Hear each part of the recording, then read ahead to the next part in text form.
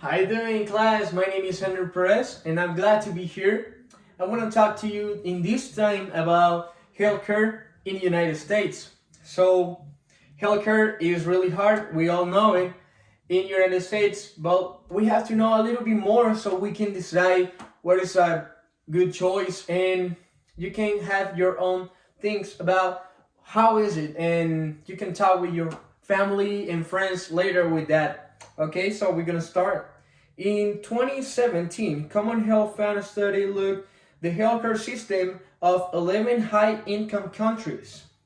United States system was ranked in the last, not just in one, but in almost every single category in that studies, making the worst healthcare system among the most developed countries in the world. That's really bad. I mean, being last in something that pretty sure we can do better. All right. So let me say you by the year 2028, we'll be spending more than 6.2 trillions of dollars, and the growth rate of national spending on health is 1.1% higher than expected. All right, we're gonna see a graph so I can explain you a little bit about it. So, right here, look at that. So, United States have the most expensive healthcare system. I don't know if you can see really great the graph, but let me explain it to you. So, in the first line, the long line, we see it here is, yes, United States is with $10,586 in the first place of the expensiest countries in the world by the high healthcare. After us, we have Germany, we have Sweden, we have Canada, France, Japan, United Kingdom. Okay? The lowest is gonna be South Africa, just in this graph. Okay? So now you can understand how bad we are, seeing that in the second place, Germany is just by $5,986. So we are doubling the prices of the second place country. So now I'm gonna talk to you about something else. I want to say that by 2018, that numbers were getting high, but not higher than this. In the year 2010, we were in just 17% of the national health expenditure, the GDP.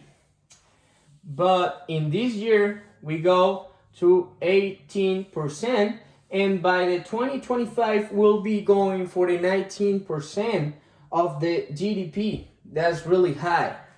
Okay? That's really high. And by my numbers and studies, I can see that by 2028, we'll be doubling that by 20%. We'll be by the 20%. Now, something special with that is the HDP. The HDP, or how everybody know it, is high deductible health plan. The average annual deductible was $3,069 in 2016. But then, I mean, doesn't look that bad, but it looks bad if we see just 6 years before, it was in $1,975. So we doubled the spending in just 6 years. I mean, by 2020, listen, by 2020, a single person, the cost that he's gonna have to pay for the HDHP is gonna be $6,900 for just the individual, and for the family, that's gonna be $13,800. I know the numbers are crazy, but that's why I'm talking about this. Let me tell you a story so we can be more easy in this. I have a family member, and this person had an emergency. Okay, when she went to the hospital, the emergency, and they took care of her by 5 hours, I think, or something around that, and they charged her for 14,000.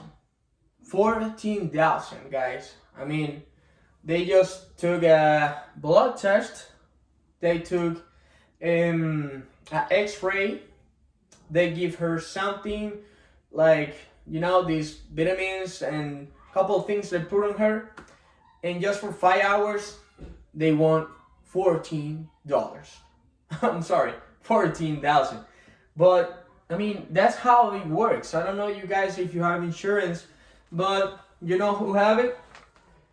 Most of the people, because we can see in this graphic right here, the 71% of people in the United States decide to have health insurance. That's good. That's good. But I mean, my question is, why just the 3%, this little line in the graphic, just the 3% is paid by the government?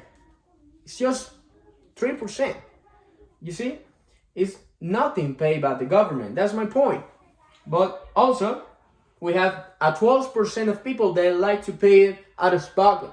I mean, it's good for them, but the 71% of people have to go for a health insurance so they can afford all the emergencies they have in their lives. And in the 7%, we can see all the third-party players, and the 6% of people like to invest on plants. Okay? Finally,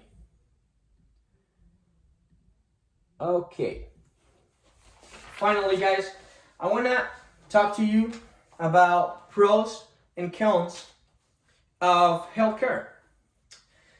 I did a research, and I find out that the pros are these. More people have access to proper medical treatment. That's good. Fewer financial problems in case of emergency. Access to proper healthcare as basic human rights. And we should feel an inner motivation to protect and the poorest people in the society. This is said by a bunch of people that's trying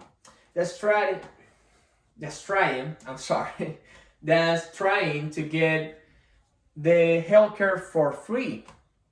I'm not agree with that, because the cons are these. Universal healthcare has to be found somehow, and plenty of taxpayers' money have to be used for free. Overall quality in medical treatments may suffer, and people may frequent their doctor more often. So that are some cons I found about it. And well, was a little bit of my opinion of why why we should lower the medical cost in the United States. All right. Thank you, people, for your time. Thank you, Professor, and have a great night.